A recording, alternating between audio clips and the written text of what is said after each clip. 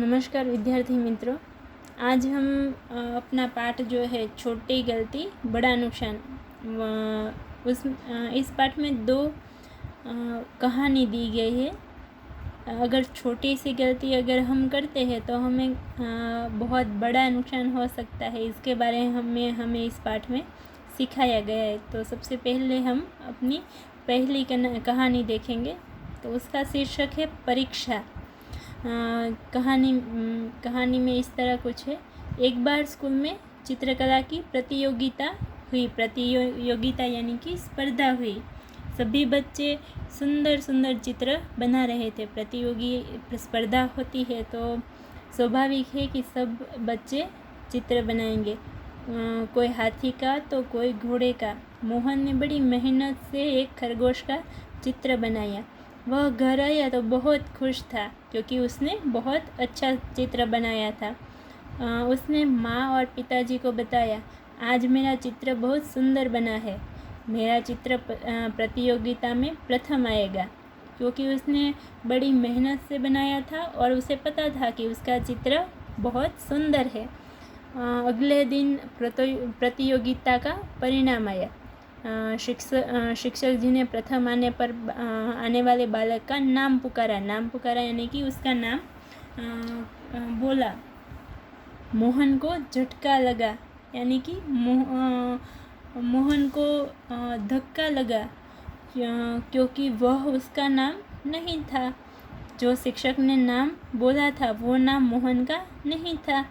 द्वितीय आने वाले बच्चे का नाम पुकारा, वह भी उसका नहीं था। तृतीय आने वाले का नाम पुकारा, वह भी उसका नहीं था। मोहन रोने लगा। शिक्षक जी ने बताया, जब तीनों नाम पुकार लिए यानी कि बता दिए गए, उस तीनों नाम में से मोहन का नाम नहीं था। तभी मोहन रोने लगा और शिक्षक ने उसे बताया कि मोहन का तो नाम ही प्रतियोगिता में नहीं है, जबकि मोहन ने तो बहुत अच्छा चित्र बनाया था खरगोश का। तभी मोहन को याद आया कि वह अपने चित्र पर अपना नाम लिखना भूल गया था।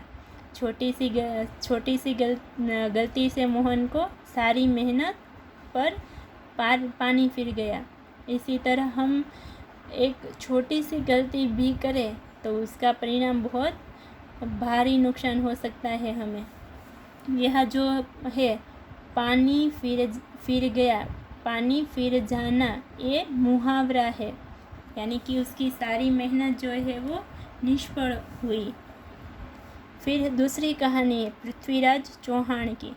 पृथ्वीराज चौहान का राज दिल्ली से अजमेर तक फैला था, यानी कि वह दिल्ली से अजमेर तक सारी जगह पर उसका राज था। वे बड़े साहसी और वीर थे।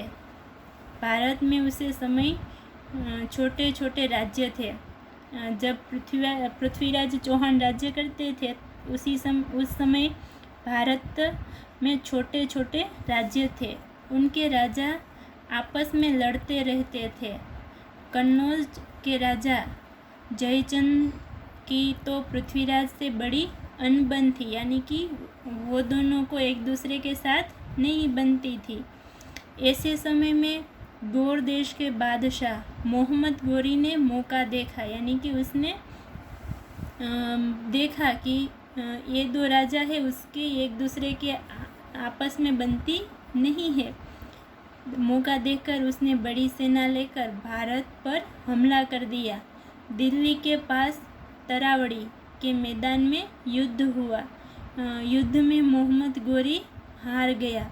वह वापस अपने देश भाग गया। पृथ्वीराज ने उसे जाने दिया। अपनी हार का बदला लेने के लिए मोहम्मद गोरी ने कई हमले किए, पर वह जीत न सका, क्योंकि पृथ्वीराज चौहान जो थे वो बहुत ही साहसी और वीर थे। इसलिए जब मोहम्मद गोरी ने पृथ्वीराज चौहान पर हमले किए, उस हमले में वो नहीं जीत पाया। इस प्रकार मोहम्मद गोरी ने 17 बार आक्रमण किया और हर बार मुँह की खाई, यानी कि हर बार उसे हार ही नसीब हुई। ये जो मुँह की खाई वो मुहावरा है। पृथ्वीराज चौहान ने उसे हर बार वापस जाने दिया। पहले के ज़माने में जब युद्ध होते थे और जब राजा हार जाते थे तब उसे बंदी बना लिया जाता था या तो उसे मार दिया जाता था। पर यहाँ पृथ्वीराज चौहान जो है उसने मोहम्मद गोरी को हर बार जाने दिया है। अपनी हार का बदला लेने के लिए मोहम्मद गोरी ने बहुत बड़ी सेना लेकर फिर हमला किया। उसी तरावड़ी के मैदान में पृथ्वीराज ने फिर मोहम्मद गोरी से लोहा लिया यानी फिर उससे लड़ाई की। अन्य भारतीय राजाओं ने उसकी मदद नहीं की।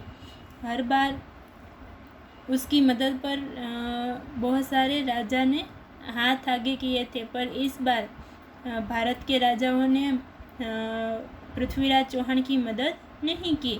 पृथ्वीराज और उसके सैनिक बड़ी बहादुरी से लड़े परंतु हार गए। मोहम्मद गोरी ने पृथ्वीराज को मार दिया। उसके बाद दिल्ली पर मोहम्मद गोरी का अधिकार हो गया।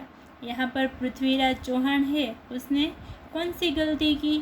क्योंकि उसने हर बार मोहम्मद गोरी को जाने दिया, उसे बंदी नहीं बनाया और उसे मारा भी नहीं, हर बार उसे जाने दिया।